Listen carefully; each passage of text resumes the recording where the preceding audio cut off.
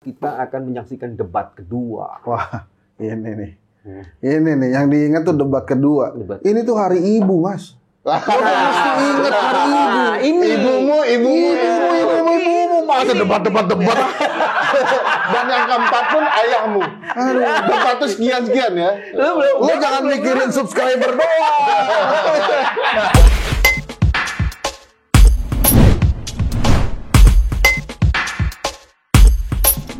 Bismillahirrahmanirrahim. Assalamualaikum warahmatullahi wabarakatuh. Yang ngeliatin gue begitu. Enggak, gue baru membuka lihat kayaknya nih udah seminggu dendam nggak ketemu ini. Hari ini hari jadi penting karena kita akan menyaksikan debat kedua. Wah, ini nih. Ini nih, yang diingat tuh debat kedua. Ini tuh hari ibu, Mas. Mesti ingat hari ibu. Ini Ibumu. Masa debat. Dan yang keempat pun ayahmu. Aduh. Debat tuh sekian ya. Lu jangan mikirin subscriber doang.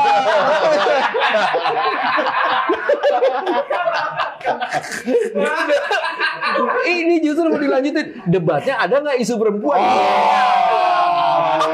Memang dewan pakar. Beda. Mau belok kemana? Kelasnya luar biasa. Itu nanti kita lihat. Sorry, kita silakan, lihat silakan. nanti pembuka debatnya akan bicara soal apa. Itu kita menandakan dia berafiliasi kemana.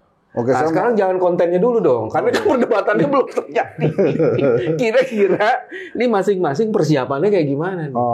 Tapi sebelum saya komentari, saya mau terima kasih dulu nih. Apa tuh? Sekarang YouTube kebanggaan kita, YouTube-nya Henry Satrio ini sudah Kebanggaan 10.000. kita semua. Ya, kebanggaan kita semua. semua. Sudah 10 ribuan. Dan ada yang mulai meledak sampai di atas 100.000 kan viewersnya kan? Oh, lu udah ada 100.000 lagi ya? Enggak, udah subscribe-nya Henry kan ada yang viewersnya di hampir 100.000 tuh. Iya. Nah, ini kita cepet banget deh. kita sedikit lagi nih, teman-teman ya. Sedikit lagi kita bisa melampaui Pak BW ya. Dan menyusul Atta Halilintar. Soalnya susah ya, dia nih mau diundang ke... Ini kan banyak viewer-viewer gue tuh ngomong, undang Pak BW dong, undang Pak BW. Gimana saya mau undang? Subscriber saya masih jauh kan. Jadi, subscribe! Maksudnya, supaya saya bisa undang Pak BW nih. Kaki. Luar biasa ya. Balik lagi. Ya. Apa itu persiapannya? Kan itu ada menarik Pak tuh. Ferry dong. Temanya tuh tema ekonomi kreatif gitu kan. Ada dua tuh yang Gibran banget temanya, APBD sama perkotaan. Serius ada. Oh gitu ya. APBD dan perkotaan. Kita ini cek Gibran banget. seberapa paham dia soal APBD dan perkotaan. Prof Mahfud, lu kan ini kan hukum nih, jadi kita mesti tanya sama orang hukumnya nih. Menurut lu persiapan Prof Mahfud terhadap tema soal ekonomi kreatif, perkotaan? Secara keilmuan saya yakin di permukaan pasti beliau paham. Karena konteksnya Maksud pasti lu cuma akan paham ditarik. yang mukanya aja ya? Iya, karena kalau dilihat bidang studi beliau ya. Dan permukaan itu penting karena dia akan coba tarik ke pasal 33. Dan biasanya teman-teman yang studi hukum tata negara ketika pembahasan soal ekonomi selalu akan menelisik pasal-pasal itu. Kalau tidak salah saya pernah dengar beliau ceramah Tunggu dulu, pasal 33 tuh biar Henry tahu. Pasal 33 tuh. tahu dia lah. Ngomong dari SD kita Mas. Jangan segitunya. Justru Kealpaan Mas Henry itu cuma satu. Dia fansnya Liverpool itu doang. Yang lain dia pasti tahu tuh. itu pasal 33 itu. Jangan dibahas lagi. Enggak, gue mau kasih tahu nih. Nih Dewan Pakar nih. Menghina Baru ngomong aja. Nih, Mas Boy kan Dewan Pakar. Di dalam pasal 33 itu ada satu ayat yang bermasalah tuh, yang menyerahkan semuanya ke mekanisme pasar. Kalau nggak salah ayat 4 ya. Itu serius gua. Itu yang direvisi, yang sebenarnya Yang baru, yang pasal itu aslinya mestinya nggak ada ya. nggak ada itu. Ya, pasal 4 ya, ayat 4 ya. 33 ayat 4. Yang menarik sih pembelaan Prof. Sri Edy Suarsono soal ayat 4 itu. Kalau coba ditelisik, dia menggunakan mekanisme pasar itu yang berkeadilan, ada kalimat yang berkeadilannya. Dan alasan beliau itu harus dimaknai berbeda dengan konsep liberal umumnya. Nah itu alasan beliau. Oke, tadi balik lagi tadi. Menurut lo persiapannya Pak Mahfud apa tuh? Ya, secara konteks dia akan membahas soal pasal 33 dan turunannya itu. dan pasti akan bicara soal bagaimana pergerakan ekonomi ya. Dan di titik tertentu itu yang akan menjadi sandaran penting untuk membidas baik pertanyaan ataupun argumentasi lawan-lawan perdebatannya. Dan ya bukan tidak ada kelemahan ya, saya sendiri harus mengakui teman-teman hukum tata negara itu kalau sudah masuk ke mikronya ekonomi, udah ampun-ampunan, dan itu kemungkinan besar akan jadi titik lemah Prof. Mahfud juga. Jadi kalau masuk ke APBN, ke perkotaan, ekonomi kreatif tuh lewat lah itu. Iya. Kalau yang makro ya. Tapi kalau misalnya hal yang lebih mendetail, saya rasa beliau juga akan menghindar di sana.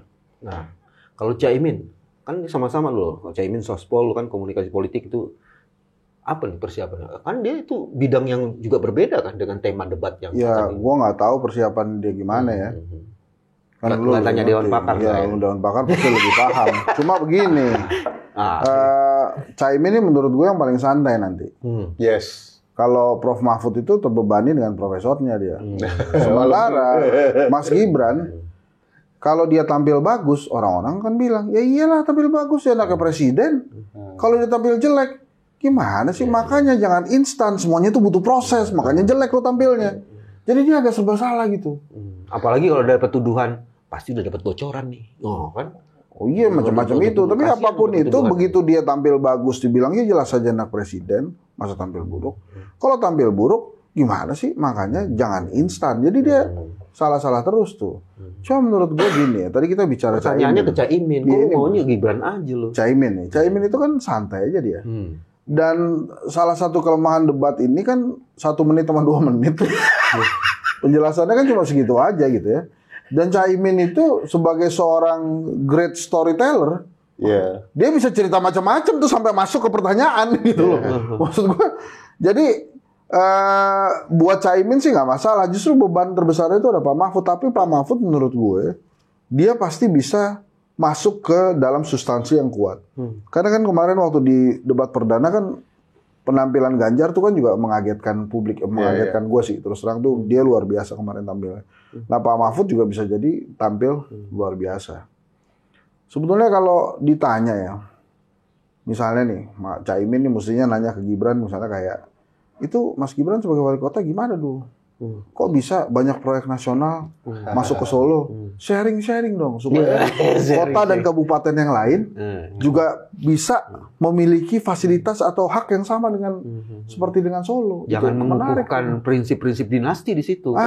Itu menarik tuh kalau misalnya. Tapi yang balik lagi, Caimin punya kemampuan storytelling yang kuat. Tapi di situ bukannya ada masalah karena ini soal waktu kan. Ya itu dia. Kan kalau storytelling itu dia perlu waktu yang banyak tuh. Ini lu padat, singkat, dan harus... Caimin ini, dia sebagai ketua umum lama. Terlibat di legislatif kan juga lama. Jadi menurut gue, debat ini kan nggak pernah bahas substansi detail ya. Dia paling sekali data. Tapi benar-benar ya kulit itu akan lebih banyak. Gitu. Tapi seperti yang gue sampaikan di channel ini, beberapa hari yang lalu, yang viewernya juga meledak ya, karena ada kita berdua, ya, karena ada kita berdua itu, masih ingat kan? Gue pernah menyampaikan bahwa satset gitu. Gue pernah menyampaikan bahwa debat itu substansi itu nomor 2. Yang diingat oleh masyarakat itu adalah gimmick-gimmicknya. Nomor 1 itu show. Jadi kalau Caimin bisa menampilkan show yang bagus, gitu ya, ya dia akan dapatkan poin penting. Nah Pak Mahfud ini susah nih show menurut gue. Dia nih orang substansi. Sementara orang-orang kan menunggu kejutan dari Mas Gibran. Karena Mas Gibran itu show banget kan. Kalau menurut gue kejutan terbaik Mas Gibran itu adalah MK. Itu kejutan terbaiknya dia. Nggak ada lagi lo mau kejutan apa.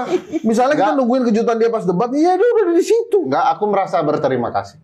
Berterima kasih sama Mas Gibran karena sebab dengan support beliau ya, MU ayo kosong ya. Jadi cheerleader berhasil teman-teman semua ya. Saya baru pertama kali ada orang seri 0-0 seneng. Ini hanya terjadi di MU. Saya klarifikasi teman-teman karena beliau ini sudah sangat percaya diri bakal mengalahkan MU. ternyata berkat Mas Gibran ya. Yuk, MU bisa yuk. Ternyata 0-0. Jadi saya dukun tuh gua rasa tuh. Rara dia. Nah, itu sekarang saya mau merespon. Oke. Karena tadi kan ngomongin satu-satu. Belum diizinin. Udah kasih Anda jangan langsung begitu. Diizinin dulu. Pakar beliau itu 1, 2, 3 dia bahas. Saya tanya satu saya jawab. Jadi saya mau ikut gitu ya. Yang menarik sih sebenarnya di konteks secara general saya percaya semua orang akan melihat titik kelemahan ada di Gibran. Ini jamak yang saya pahami ya dari media sosial, pemberitaan dan lain-lain. Orang ingin ya. melihat apa yang dilakukan Gibran. Ya, yang terlihat ini akan jadi the next victim ya di perdebatan seri kedua ini. Apalagi yang dihadapi yarhamukallah. Karena penuntut ini banyak orang-orang yang beragama. Yarhamukallah. Alhamdulillah. Ya di. Ini membuktikan kita semua ngaji ya. Padahal tampilan doang ya. Sampai di mana tadi saya lupa. Enggak emang harus Iya. Nih kena terus. Batuknya. Jangan terus dong. Jangan terus, itu nggak enak. Dibersihin dulu aja. Mau ganti baju dulu, boleh juga.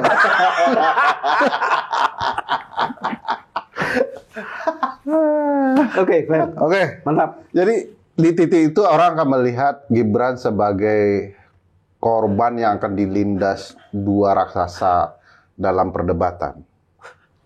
Satu seorang profesor yang mungkin punya pengetahuan general soal ekonomi, potensial begitu ya, dan itu akan diadu dengan Mas Gibran yang katakanlah baru 2 tahun dalam pemerintahan daerah. Salah. Tapi sudah lama ya. Nggak lama begitu. Ya? Bacanya apa? Dia sebagai anak presiden udah lama. Enggak, lu mesti lihat itu Gibran itu tampilan aja. Oh, tampilan dia gitu-gitu ya. Kalau menurut gua maaf ya, saya bilang salah tadi. Saya tidak bermaksud untuk itu. Untuk menyerang ya. Ya, tidak menyerang. Jadi maksud saya kurang tepat lah maksudnya. Iya. Kita tuh mesti lihat Gibran itu yang ada di sana itu tampilan aja. Sebetulnya itu ada Jokowi, ada LBP, ada Prabowo di situ. Oh, dia akan cerita pengalaman praktis dia menyukseskan Solo gitu. Iya, jadi ya itu menghadapi dua orang ini. Dia akan didukung oleh kekuatan penguasa. Tapi debat kan sendirian, Mas. Iya. Tidak akan berlaku tagline Liverpool, you will never walk alone. Dia akan sendirian di panggung itu berhadapan dengan dua raksasa. Anda itu meremehkan SBY. Oh. SBY itu sering bilang kamu tak sendirian. Jadi pada saat dia Gibran di sana, itu negara itu sudah mempersiapkan dia tuh. Paket-paketnya ya. Bukan lah, gue nggak mau ngomongin paket lagi gue. Jadi yang ada di situ itu udah Ferry. Jadi bukan Gibran itu mungkin hanya membacakan saja apa yang sudah masuk di dalam pikiran dia. Jadi Mas masih menduga akan ada teleprompter? Saya nggak bilang itu ada teleprompter ya. Mungkin ada teknologi lain yang kita nggak ngerti. Belum artificial intelligence banget itu. Teleprompter tuh masa lalu banget. Bukan gitu, pada saat Gibran ngomong ya, mungkin tuh ada yang simapur tuh dari atas tuh. Itu juga lama. Itu lama banget. Lama. Tapi artificial intelligence Gibran pramuka memang. Nggak jauh juga tuh. Jadi menurut gue Gibran itu kalau kita lihat pada saat dia debat di Pilkada Solo itu berapi-api sekali. Karena memang, tapi lawannya kan nggak apple to apple memang waktu itu. Disediain lawannya tidak apple to apple. Nah ini sekarang lawannya memang berat, tapi gue yakin banget bokapnya tuh sudah mempersiapkan anaknya benar-benar gitu. Tapi gue mungkin udah les di Nurul Fikri juga. Oh, promo. Biar kuat Nurul Fikri. Cuman gue percaya ini bukan apple to apple. Ya. Karena Gibran itu termasuk semangka, bukan apple to apple. Jadi dia nggak mungkin apple to apple. Dia nanya semangka. Ya elah. Garing banget deh. Kita damai lagi. Maksudnya apa sih? Lo kan bilang tadi apple to apple. Terus Gibran kan dapat pupuk yang luar biasa. Terus dari LBP, dari Pak Jokowi, dari lain-lain. Jadi dia udah bukan apple lagi, dia udah lebih gede lagi. Semangka dia. lebih ke Palestina ya. Emoji Palestina. Sudahlah kita sama-sama. Nah, ada yang menarik ternyata Pak Jokowi. Saya mau ngomong nih. Saya mau tambahin ini. Lihat, Jokowi bakal nonton debat capres di rumah. Emang dia biasanya nonton di mana? Di tengah jalan? Enggak di rumah, enggak nonton biasanya dia. Grogi dia ketahuan kalau nonton anak sendiri. Emang ya kemarin ini sih biasa. Akan luar biasa kalau judulnya begini. Jokowi bakal nonton debat cawapres di IKN. Di IKN sekalian ya. Itu. Dia di sana signalnya gimana? Itu Jokowi banget tuh. Kalau ini mah biasa. Aduh, keren Henry. Atau di mana lagi nih kita ngebahas ini nih ya. Di mana lagi yang keren kalau misalnya. Kalau saya tetap di KPU dia nonton, tapi bawa motor. Ya gitu doang kan dia gaya-gayaan. Tapi keliling muter-muter istana dulu. Baru kayak Imam Bonjol. Di mana? Dia Bidakara ya, bukan Imam Bonjol. Dia nonton bersama-sama cucunya. Ya kan, terus langsung memberikan transfer knowledge kepada cucunya ini. Nontonnya sama kelemahannya kekuatan di sini. Nah, itu. Coba kita tanya. Kalau Gibran tidak tampilnya nggak bagus, potensial di sofakan lagi. Tapi saya yakin Gibran tampil bagus. Yakin ya? Menurut dia ya. Kira-kira yakin nggak dia bawa ini lagi istrinya bawa apa namanya? Nggak boleh ya? Enggak, ini waktunya terbatas, Fer. Tapi dia akan begituan. Andalan istrinya bisa? Nggak bisa. Andalan dia itu omongan yang berapi-api.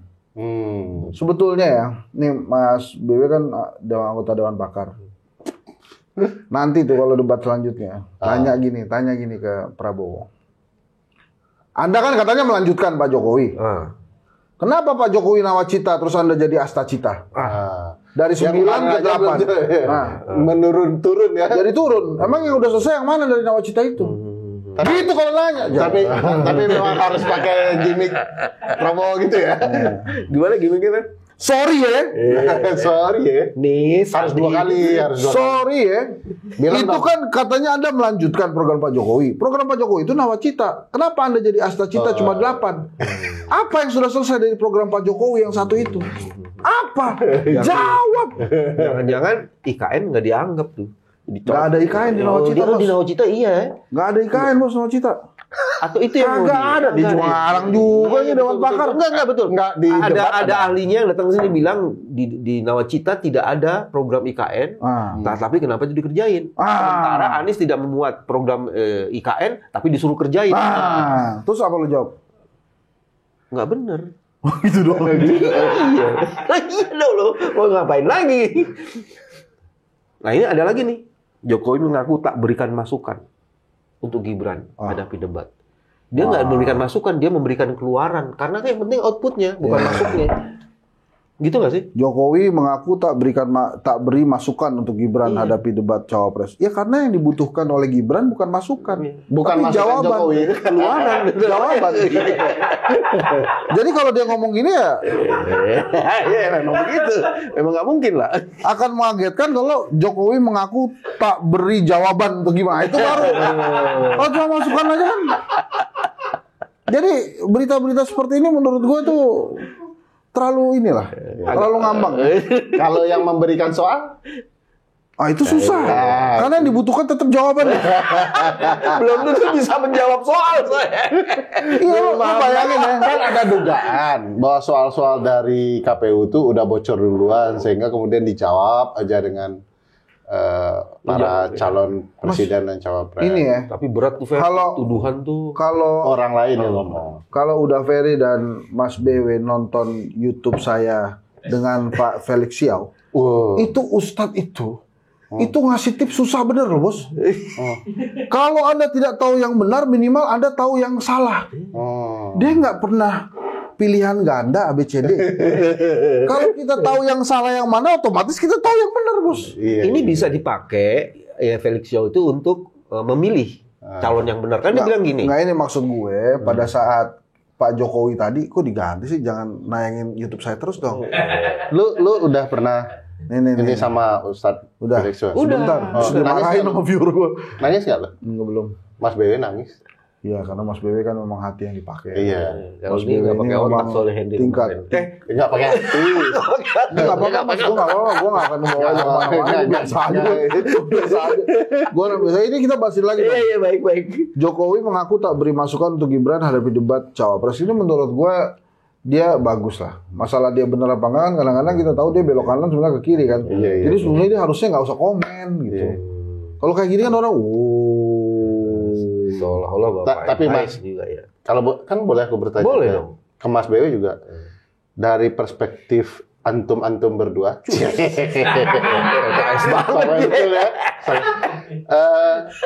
Mana yang lebih rasanya dinanti? Debat capres kemarin atau cawapres sekarang? Masya Allah, sebuah pertanyaannya. Pertanyaannya tajam sekali. Luar biasa. Kalau menurut gue yang ditunggu yang cawapres. Cawapres ya? Ya. Aku juga merasakan hal sama Mas. Cawapres. Kenapa? Mau sebenarnya salah terpeleset ngomong lagi kan? Enggak, sebenarnya di cawapresnya di mana? Karena kan orang udah terbentuk pandangan stereotip. Yes. Selama ini apapun pertanyaannya jawabannya susu. Nah, sekarang kan pertanyaannya kan agak lebar dan macam apakah jawabannya masih susu? Katanya kemarin Pak Prabowo melakukan pembelaan bahwa kasih makan gratis dan memberikan susu itu penting. Termasuk dalam peningkatan ekonomi. Dicerdaskan dulu orang dengan makan gratis dan minum susu, sehingga nanti orang cerdas, ekonomi meningkat. Itu makan gratis itu cateringnya siapa? Jangan-jangan punya dinas nanti akan ada kartu makan siang gratis kayak. Enggak, yang punya bisnis catering itu siapa ya? Oh ya, ini saya tahu itu maksud Anda. Tapi kan itu dulu setelah jadi wakil presiden nggak bisnis catering lagi lah. Ya enggak, gue cuma nanya doang. Terus yang Anda butuhkan jawaban kan? Tapi Fer, kalau semua pertanyaan jawabannya susu nggak benar juga. Bahwa susu itu penting, iya. Cuman kalau semua pertanyaan dijawab dengan susu dan makan siang gratis, ya nggak benar juga. Ya nanti dari perusahaan catering itu akan ada makan siang dan 5 sempurna susu.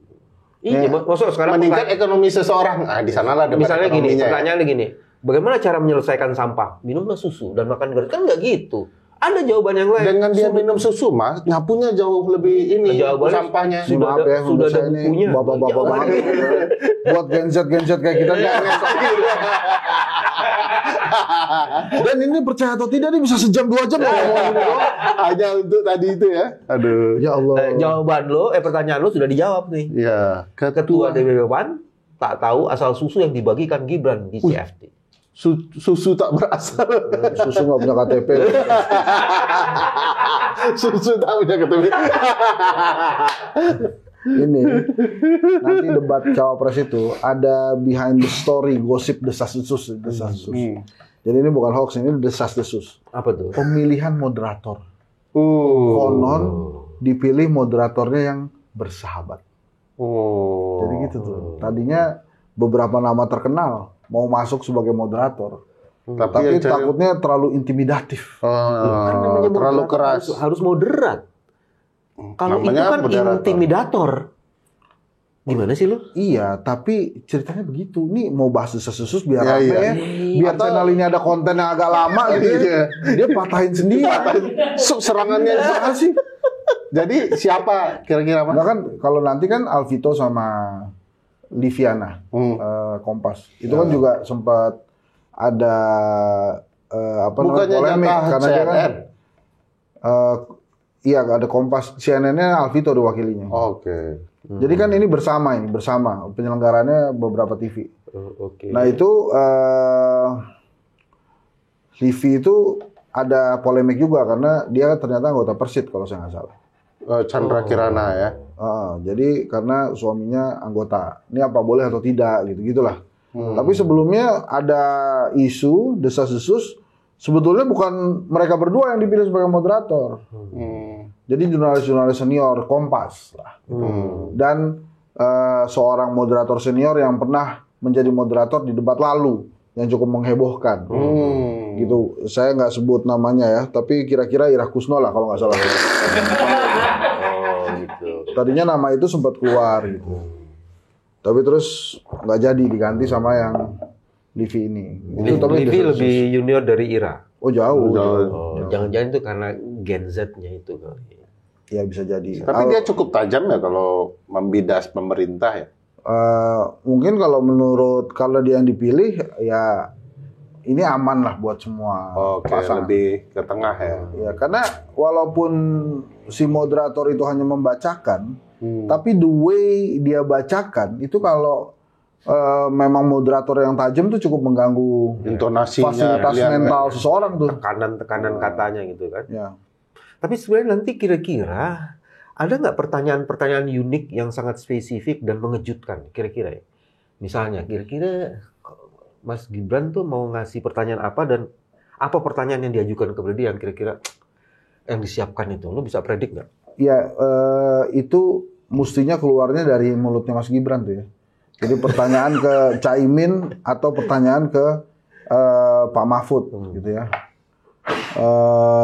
Ya gue nggak tahu sih dia mau nanya apa ya. Tapi hal-hal tentang perkotaan sama APBD itu mungkin bisa ditanyain oleh Gibran ke Pak Mahfud dan itu Caimin tuh. Titik lemahnya Pak Mahfud sama Caimin kira-kira di situ tuh ya. Problematikanya kan satu memang pengalaman dia itu signifikan membantu dia berdebat karena tentu pengalaman tentu akan meningkatkan daya pemahaman kecuali ya dia tidak paham ya. Tetapi kan perdebatan ini soal ekonomi Indonesia yang mau dibangun itu Indonesia tidak hanya kota per kota. Dan disinilah titik yang bisa diserang oleh Caimin dan Prof Mahfud terhadap Gibran ya. Tapi kekuatan Gibran bukannya di ekonomi kreatif ya? Iya. Karena kan dia punya banyak perusahaan-perusahaan yang startup. Dia akan cerita dengan pengalaman dia itu. Tetapi itu kalau bicara ekonomi praktis mungkin dia akan kuat. Tapi kebijakan ekonomi kan belum tentu. Oke. Jadi untuk menjelaskan saya sudah bangun ini, saya membangun sang pisang, itu tentu akan berbeda dengan bagaimana membuka ruang dan akses berupa kebijakan negara kepada ekonomi di bawah. Dan Gibran pernah pergi ke Paris khusus untuk memperkenalkan batik.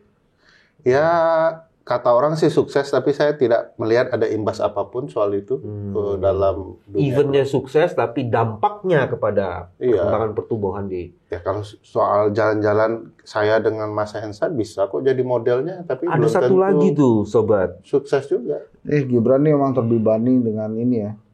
Bahwa dia itu harus membuktikan bahwa memang dia pantas berdiri di panggung itu. Di sisinya Pak Prabowo dan di atas panggung ini sekarang. Dan itu akan jadi beban mental dia sendiri dia juga banyak dia beban mental itu sebenarnya. Pasti besar itu. Tapi kalau juga dia punya mental ya. Oh segitu.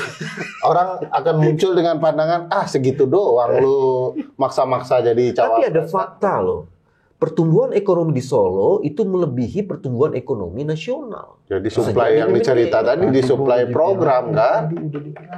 Suplai program APBN, ada program olahraga, makanya para olimpiade di sana, pertandingan bola di sana, bangunan di sana, makanya itu akan sangat bagus bila ada pertanyaan ke Gibran. Tolong dong dijelaskan, dikasih tips buat kabupaten kota lain supaya juga mendapatkan perhatian yang sama seperti Solo. Itu tipsnya gimana tuh Mas Gibran? Selain posisi anak presiden kan maksud lo kan? Iya. Itu pertanyaan yang menurut saya akan mudah dia jawab tuh. Maksud saya mudah dia jawab ya dia jawab sekenanya aja. Kalau di Pak Mahfud dulu pertanyaan yang menarik tuh, dulu zamannya Pak Mahfud ada nggak sih food estate? Kan pernah jadi Menteri Pertahanan. Waduh. Iya kan? Baru aja gua rasa food estate ya. Dulu makanya kenapa zaman Pak Mahfud ada? Tidak ada, karena kan program food estate itu harusnya tidak di Kementerian Pertahanan. Nah itu makanya tanyalah ke Pak Mahfud apa cocok food estate ada di. Dan alusistanya dulu gimana? Ya problematika ya kalau food estate ini tidak hanya menunjukkan ketidakmampuan kementerian dalam bidang pengelolaan ini dan hasilnya juga masalah. Itu Mas. Ini ada ini nih, debat pakar prediksi anggaran jumbo Kemenhan 2024 jadi topik yang berat. Topik hangat. Kalau ini ditanya ke Gibran, repot nih Gibran. Gampang jawabannya. Apa tuh? Gue bisa nebak jawabannya. Ya kita hormati saja kebijakan pemerintah itu kan. Namanya juga kebijakan pemerintah. Ya tanya Menhannya dong. Sambil begini kan. Dan semuanya udah ada di buku. Sudah. Tenang aja gitu. Nanti soal teknis-teknis visi dan misi akan dijawab oleh staf saya. Sekarang untuk pertanyaan untuk Cak Imin, kira-kira apa tuh yang Cak Imin kalau Yang berat tanya ya? tuh agak mikirnya agak panjang tuh. Dia nggak bisa menjadi great storyteller. Kalau ingat nggak Mas, ada pernah soal upaya memberikan uang kepada perempuan hamil. Dan waktu itu menurut saya enak ya Cak Imin membidasnya dengan merespon pertanyaan itu dari Deddy Corbuzier. Ketika ini program Anda aneh nih, memberikan wanita hamil uang 6 juta per bulan. Oh, semua orang kan berebut untuk hamil. Dijawab oleh Cak Imin, ya Pak Anies juga nggak setuju katanya. Buyar itu. Jadi menurut saya, cuman itu akan berbahaya ya di panggung perdebatan nasional, cara merespon itu. Merespon pertanyaan-pertanyaan liar itu ya. Dan Cak Imin harus berhati-hati dengan pilihan itu. Walaupun kita akui, diksi Cak Imin, candaan Cak Imin itu akan masuk ke banyak publik, tetapi harus hati-hati itu. Apalagi di isu-isu ekonomi, teoritik, dan praktis. Menurut saya ya. Kalau dia salah mengupakan, itu akan diguyur tuh sama ekonom handal. Bahwa pilihan dia, cara dia menyelesaikan permasalahan ekonomi itu salah. Ya harus. Cak Imin punya jurus bos yang bisa menangkal semuanya. Nah, nih. Dengar ada jurusnya. Dia akan mengeluarkan selepetan Cak Imin. Mengeluarkan itu. Masih juga. Kalau Gibran dia mau keluarin apa coba? Berarti paling ntar ada omongannya ya, diskusinya itu tentang UMR gimana. Terus kemudian buat supaya ekonomi desa juga potensial. Ya, rumah tangga supaya lebih sejahtera gimana. Jadi tapi jurus pamungkasnya apa kalau nanya orang agak tergagap-gagap? Gini Pak ya. Jadi memang tadi yang seperti saya katakan, orang tuh kadang-kadang nggak nunggu substansi karena substansi itu akan membosankan. Tapi ini mohon maaf yang ditunggu tuh blunder-blundernya, aksi-aksi teatrikal di atas panggung, gimmick-gimmick yang lucu-lucu gitu ya. Kalau Mas Gibran di Solo itu dia bicara dengan nada berapi-api kan. Kalau Cak Imin memang agak santai dia. Kalau Prof Mahfud ya memang begitu saja dia lurus itu kan. Jadi menurut saya tuh takut ini jadi anti klimaks. Kita kan nunggu akan terjadi hal-hal yang menarik nih di cawapres ini. Ternyata nggak ada. Ternyata membosankan, lebih membosankan dari yang Pilpres gitu. Jangan-jangan ada tim, salah satu tim cawapres misalnya, jangan-jangan sudah mendapatkan peringatan dari di dalam timnya bahwa tidak boleh nyerang-nyerang paslon lain gitu kan. Jadi kan kalau udah begitu nggak enak. Makanya saya takut juga bahwa ternyata masuk kita angin. Sudah nunggu-nunggu begitu-begitu aja. Padahal ini kan dilaksanakan di sebuah gedung yang luar biasa besar tuh di Jakarta ya. Jadi kemewahan gedung itu tidak terjelma menjadi kemewahan perdebatan. Fair. Menurut lo ada nggak kira-kira pertanyaan berkaitan Pak Mahfud itu urusan 349 triliun udah sampai mana prosesnya? Kalau bicara topik, saya pikir itu temanya kemarin. Hukumnya. Beda ya. Tetapi kalau kita lihat pengalaman debat Capres kemarin, hal yang bukan topik inti pun dibawa ke pertanyaan. Jadi bukan tidak mungkin itu akan ada yang bertanya ya. Dan ada lagi sebenarnya karena itu kan berkaitan juga dengan ekonomi terutama pemberantasan korupsi dalam bidang. Dan ada satu lagi, apapun pertanyaan jawabannya itu aja gitu. Jadi orang nggak begitu pusing, dia mau melesakkan itu bisa aja kejadian kayak gitu tuh. Oke. Apa lu tanya apa ini aja? Karena kita sudah diperingatkan peringkat.